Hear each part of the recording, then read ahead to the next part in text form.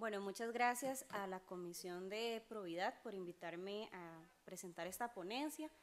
Voy a conversar un poco sobre la vinculación que ha tenido la corrupción con los delitos ambientales. Creo que desde ahora la corrupción y lo ambiental no suenan como temas muy vinculados, pero los últimos casos de corrupción vinculados con crimen organizado y afectación del ambiente se ha desarrollado de una manera vertiginosa en los últimos años.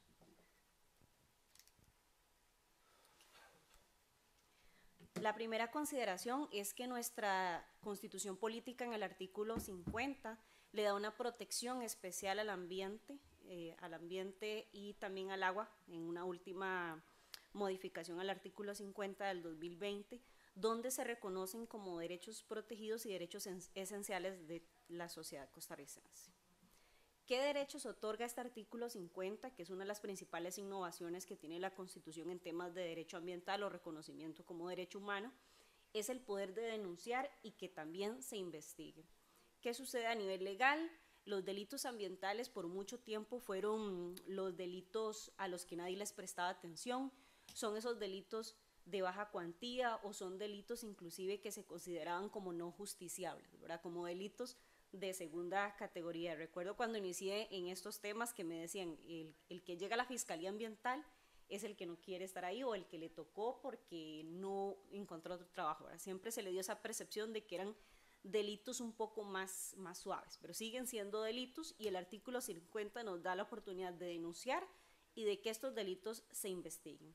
También nos da la posibilidad de la reparación del daño ambiental y muy importante que involucra a todos los funcionarios públicos es la potestad de solicitar al Estado que aplique las sanciones a quienes irrespeten este derecho y también reclamar contra los funcionarios que no cumplen con su deber. Esta percepción de que lo ambiental es algo secundario, de que el daño ambiental y los delitos ambientales no tienen una relevancia social, ha generado que también a los funcionarios públicos se les tenga que denunciar por incumplimiento de deberes o también por estar vinculados a casos de corrupción.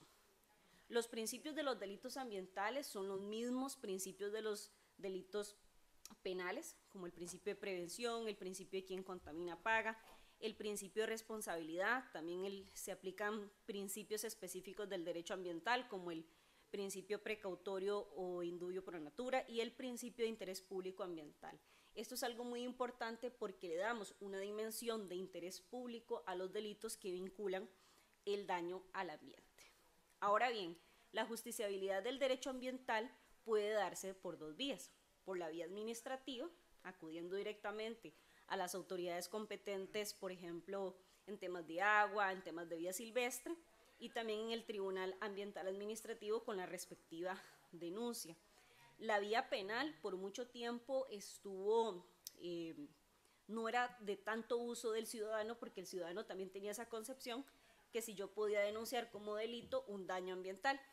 Sin embargo, en los últimos años la vía penal ha sido una de las más utilizadas, por ejemplo, no solo en temas ambientales, sino también de bienestar animal.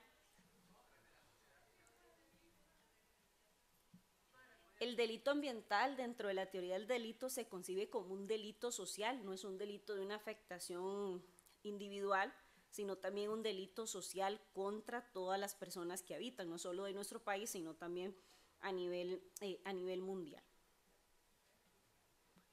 Ahora bien, dentro de la justiciabilidad de los delitos ambientales, ¿quiénes están involucrados? Los delitos ambientales, al ser un delito social y un delito de magnitud ambiental o social más identificable, involucra a diferentes actores, a las personas denunciantes, a los denunciados y también estos órganos técnicos, por ejemplo, como el Sistema Nacional de Áreas de Conservación, como la Dirección de Aguas, que tienen un rol muy importante. ¿Por qué? Si nosotros revisamos un poquito la estadística de por qué los delitos ambientales tienen pocas condenas, casi todos tienen desistimientos, ¿qué es lo que pasa? Son delitos, sí, gracias, son delitos que necesitan de prueba técnica y si no recolectamos la prueba técnica suficiente, es muy difícil que una denuncia sea trasladada ya a una imputación penal. Entonces, siempre SINAC y estas dependencias especializadas se requieren para poder constituir prueba. Si nosotros conversamos con la Fiscalía Ambiental por qué pocas causas se elevan a un proceso penal, es por falta de prueba.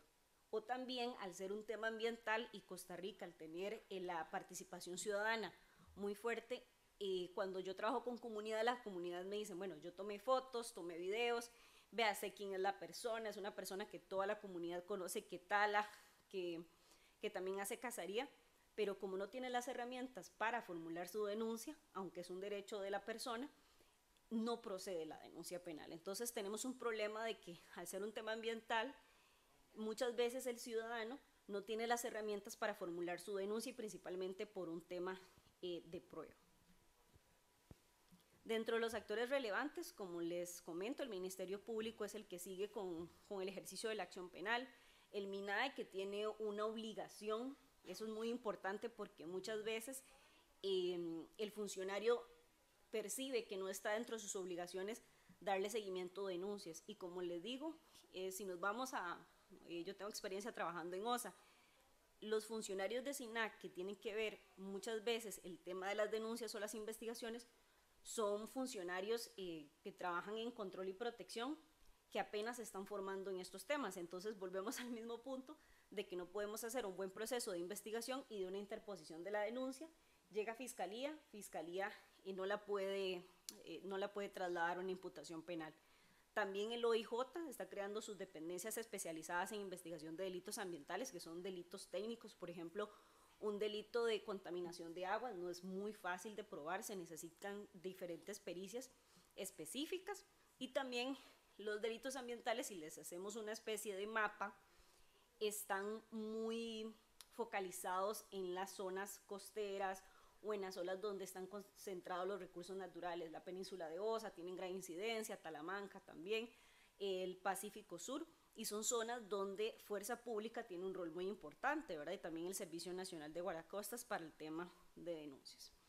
Algo muy importante, en temas de delitos ambientales, cuando hay una noticia del delito, el artículo 381 del Código Procesal Penal establece que estos delitos son perseguibles de oficio y tienen que ser denunciados por los funcionarios o empleados públicos que conozcan de estos delitos en el ejercicio de sus funciones. Por ejemplo, es común ir a comunidades alejadas de Costa Rica y que el funcionario nos diga, no, esa persona la tenemos identificada, sabemos quién es, sabemos cuál es la actividad ilegal.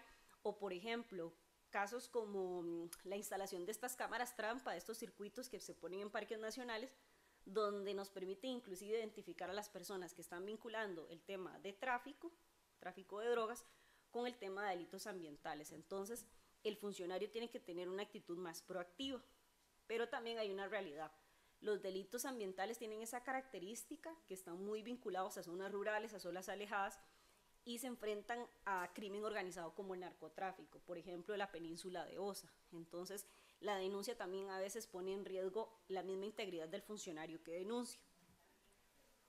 Esta denuncia es obligatoria por parte de los funcionarios, y no hacerlo le puede implicar sanciones administrativas, penales y civiles por no hacer la denuncia respectiva.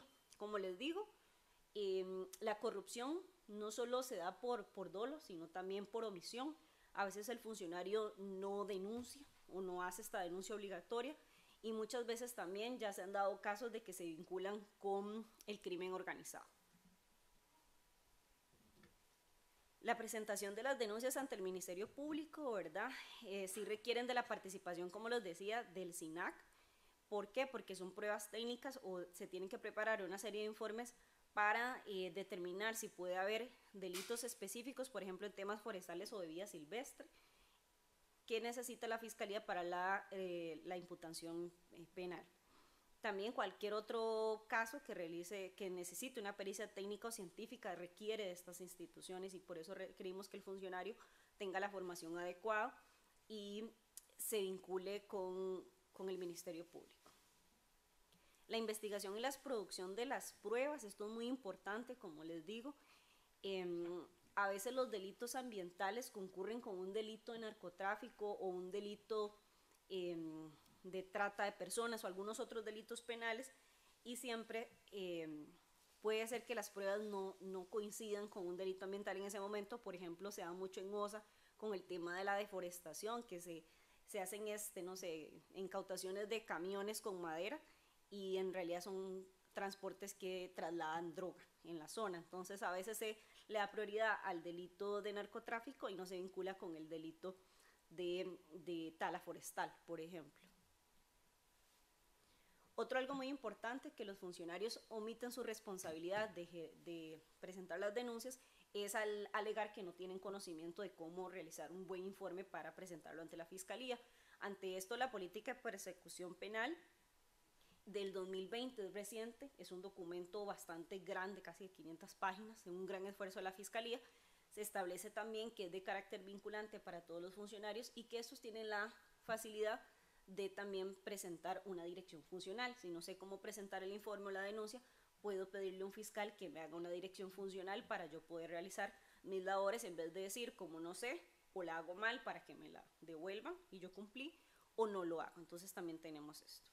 Para concluir un poco sobre el tema de corrupción y delitos ambientales, se ha vuelto una especie de máscara, por decirlo así, de tratar de suavizar y vincular delitos como narcotráfico con delitos de cacería, ¿verdad? Entonces, por ejemplo, se ve muy a menudo en parques nacionales donde hay poca supervisión, donde solo hay funcionarios, por ejemplo, guardaparques que no tienen formación en investigación de delitos, que se ven ante estas situaciones, por ejemplo, de narcotráfico o también de corrupción con los funcionarios, de decir, lo vemos muy a menudo, son casos de tala y en realidad lo que se está encubierto es un delito, por ejemplo, de narcotráfico. Entonces, el problema en el tema de corrupción es que es muy fácil que los funcionarios que tengan que ver con estas temáticas de denuncia de delitos ambientales no lo hagan.